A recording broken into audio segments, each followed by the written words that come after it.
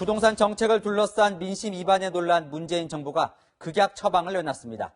여당 국회의원과 청와대 참모에 이어 정부 고위공직자들도 한 채만 남기고 다른 집을 다 팔라고 지시했습니다. 이 장관 처가는 물론 고위공무원단 1,500명이 당장 해당될 것 같은데요. 이 집값을 잡겠다는 의지의 불똥이 예상 외의 방향으로 튀긴 했지만 파장은 클 것 같습니다. 오늘도 집중 보도합니다. 첫 소식 김윤수 기자입니다. 부동산 문제 해결을 위해 이번엔 정세균 국무총리가 칼을 빼들었습니다. 정 총리는 다주택을 보유한 지방자치단체를 포함한 고위공직자들을 향해 하루빨리 주택을 매각하라고 지시했습니다. 고위공직자들이 여러 채의 집을 갖고 있다면 어떠한 정책을 내놓아도 국민들의 신뢰를 얻기가 어렵다고 생각합니다. 백약이 무효일 수 있습니다. 정 총리는 고위공직자들의 솔선수범이 필요한 심각한 상황이라며 이미 그 시기가 지났다는 말도 했습니다. 다주택 처분 대상 고위공직자는 중앙부처에서 근무 중인 2급 이상의 1,500명가량이 우선 대상이 될 것으로 보입니다. 정 총리는 시한을 제시하진 않았지만 연내 매각을 염두에 두고 있는 것으로 전해졌습니다. 부동산 정책에 대한 민심 악화로 문재인 정부 곳곳에 적신호가 켜지자 특단의 조치를 취했다는 분석이 나옵니다. 당장 문재인 정부 18명의 장관 가운데 8명이 다주택자인 것으로 파악됐습니다. 장관들 가운데 절반 가까이가 다주택자인 셈입니다. 6.17 부동산 대책을 기준으로 보면 모두 부동산 규제 지역에 해당됩니다. 정 총리 지시에 따라 정부는 고위공직자들의 다주택 보유 여부에 대한 전수조사를 시작했습니다. 채널A 뉴스 김윤수입니다. 경기 의왕시 아파트와 세종시 아파트 분양권을 소유한 홍남기 경제부총리.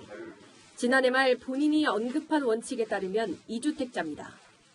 다주택자 양도세의 중과시 분양권도 주택수에 포함하고 홍 부총리는 불입금 문제로 팔 수도 없다며 입주 후 매각하겠다고 밝혔습니다. 채널A가 지난 3월 공개된 관보를 토대로 확인한 결과 18개 부처 장관 중 다주택자는 8명입니다. 강경화 외교부 장관과 박영선 중소벤처기업부 장관은 3주택자입니다. 강 장관은 본인 명의의 관악구 다세대 주택 한 채와 남편 명의의 종로구 오피스텔, 서대문구 단독주택을 보유하고 있습니다. 강 장관 측은 다세대 주택엔 노모가 살고 있고 오피스텔은 남편과 지인들이 함께 구입했다고 설명했습니다. 박영선 장관은 서대문구 단독주택과 남편 명의의 종로구 아파트, 일본 도쿄 아파트를 뒀습니다. 종로구 아파트에 박 장관의 시부모가 살고 도쿄 아파트는 박 장관의 남편이 일본 거주용으로 구입했습니다. 추미애 법무부 장관은 주거용 아파트 외에 여의도에 오피스텔을 가지고 있는데 장관 임기 후 매각하겠다고 밝혔습니다. 문성혁 해양수산부 장관은 고향인 부산과 교수로 재직했던 스웨덴에 집 한 채씩을 보유하고 있고 이정옥 여성가족부 장관은 서울 목동과 대전 도룡동에 각각 아파트 한 채씩을 가지고 있습니다. 진영 행정안전부 장관은 본인 명의 오피스텔 외에 배우자 명의의 분양권을 가지고 있습니다. 김현수 농림축산식품부 장관과 최기영 과학기술정보통신부 장관은 집을 팔아 다주택자를 면했습니다. 채널A 뉴스 박지혜입니다. 노영민 대통령 비서실장은 결국 청주 집에 이어 서울 반포집마저 팔겠다고 발표했습니다. 이 졸지에 무주택자가 되게 생긴 노 실장. 이번엔 세금을 아꼈다며 또 비판을 받고 있습니다. 강재 기자입니다. 노영민 대통령 비서실장이 이번 달 안에 서울 반포 아파트를 처분하겠다고 밝혔습니다. 노 실장은 국민 눈높이에 미치지 못해 송구스럽다며 가족의 거주 문제가 해결되는 대로 이번 달 안에 서울 소재 아파트도 처분하기로 했다고 적었습니다. 노 실장은 반포 아파트 처분이 완료되면 무주택자 신분이 됩니다.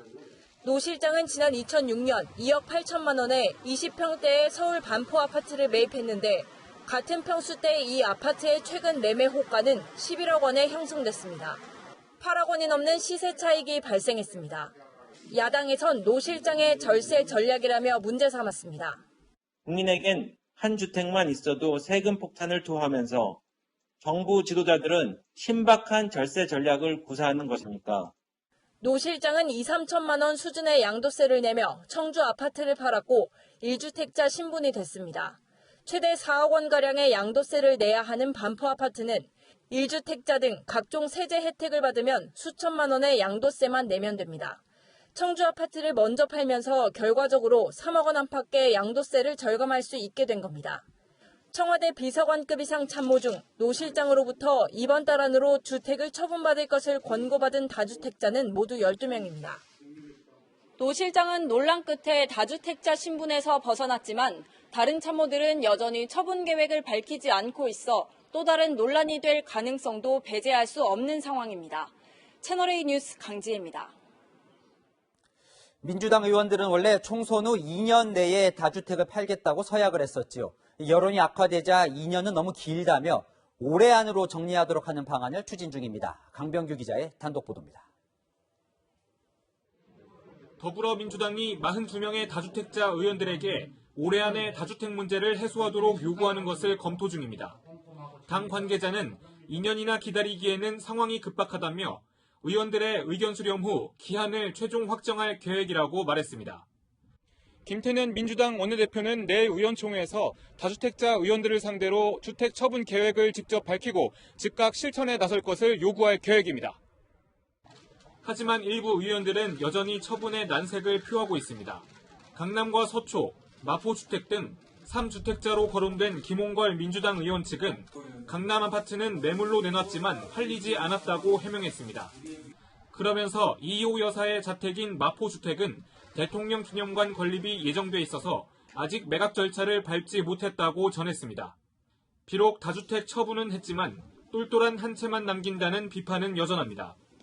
박병석 국회의장은 대전 아파트는 아들에게 증여하고 서울 서초구 반포 아파트만 남겨두면서 40년 실거주 중이고 재건축 전 관리 처분 기간이어서 3년간 매매가 불가능하다고 해명했습니다. 부동산 중개업자의 설명은 다릅니다. 1가구 1주택이시고 10년 보유했고 5년 이상 거주했고 그럼 파실 수 있어요. 박 의장은 반포 아파트 매각에 대해선 별다른 입장을 내지 않았습니다.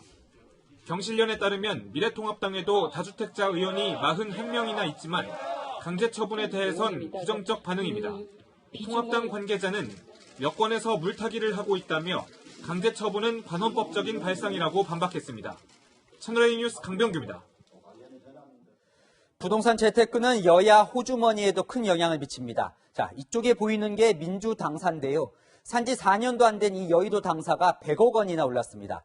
이 반면 미래통합당은 월세살이를 하고 있는데요. 이제라도 어떻게든 당사를 사겠다며 건물을 알아보고 있습니다. 안보겸 기자입니다. 국회 앞에 위치한 더불어민주당 당사는 지상 10층, 지하 4층짜리 건물입니다. 민주당은 지난 2016년 9월 흩어진 당 조직을 한데 모으겠다면서 200억 원가량을 주고 사들였습니다. 매입 비용은 80%를 10년에 걸쳐 나눠 갚는 조건으로 대출을 받았습니다. 당시 무리해서 샀다는 비판도 있었지만 불과 4년도 안 돼 당사 건물 시세는 100억 원가량 올라 300억 원을 호가합니다. 여의도뿐만 아니라 서울 잠재적 빌딩들이 다 올랐다고 보시면 되겠죠. 거래가 최근에 좀 많이 있었어요.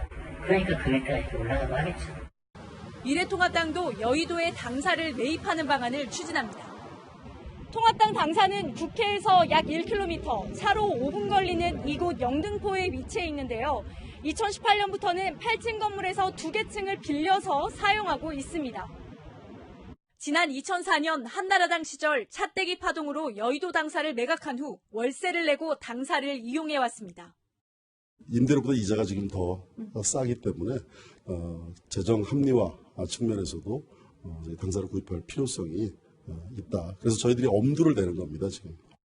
다음 대선 준비를 위해 당력을 모은다는 상징성도 있지만 재정적으로도 더 이득이라는 이유에서입니다. 채널A 뉴스 안보겸입니다.